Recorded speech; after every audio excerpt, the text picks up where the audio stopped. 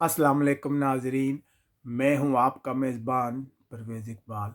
हम आपके साथ शेयर करने लगे हैं इंतहाई अफसोसनाक वाक़या, जिसे सुनकर आप यकीनन परेशान होंगे। परदेस में रहने वाला कोई भी शख्स हो, इस तरह के हादसात की खबर सुनकर परेशान हो जाता है। हम बात कर रहे हैं गुज़िश्ता दिन पेश आए उस ट्रैफ़िक हादसे की, जिसमें 3 पाकिस्तानी जाँ बाक हो गए, जबकि 4 अफराद शदीद ज़ख्मी हैं। जी हाँ नाज़रीन, बताया जा रहा है कि ये हादसा ज़ारागोसा और कस्बे के दरमियान पेश आया है। एक गाड़ी जिसमें 8 अफराद सवार थे, सबका तल्लक पाकिस्तान से था। मंडी बावलदीन से इन लोगों का तल्लक बताया जा रहा है। ये सुबह काम पर जाने के लिए घर से निकले थे। इन्हें क्या पता था कि इनमें से कई अब लौट कर नहीं आएंगे। कहा जा रहा है कि इन लोगों का ज़राअत से तल्लक था। ये सुबह मामूल के मुताबिक काम पर निकले थे। इंतहाई होलनाक हादसा था, जिसमें ये गाड़ी सामने आने वाले एक ट्रैक्टर से टकरा गई थी। अगर आप इस हादसे की पिक्चर देखें तो आपको अंदाज़ा होगा कि ये गाड़ी मुकम्मल तौर पर तबाह हो गई थी, जिसके बाद 3 अफराद मौके पर जाँ बाक हो गए। जैसे ही इस हादसे की खबर आई, फौरी तौर पर जो स्पेनिश हकाम है, उन्होंने रेस्क्यू कार्रवाइयाँ शुरू कर दी गई थी।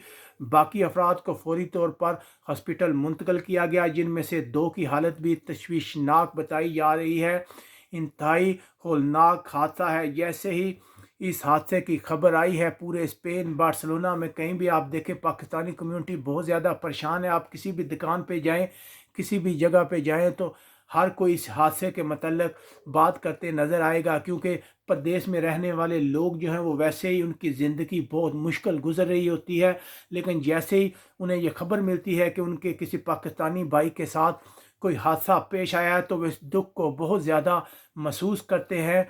और इसके अलावा अगर बात की जाए पाकिस्तानी एम्बेसी या सफारतखाने की, तो उन लोगों की जानब से बहुत ज़्यादा तावन देखने में आ रहा है। उनका कहना है कि वो मसलसल स्पेनिश हकाम से राब्ते में हैं। वो कोशिश कर रहे हैं कि इन लोगों की डेड बॉडी को फ़ौरन पाकिस्तान मुंतकिल किया जाए। इस पर जो भी खराजात आएंगे वो लोग बर्दाश्त करेंगे।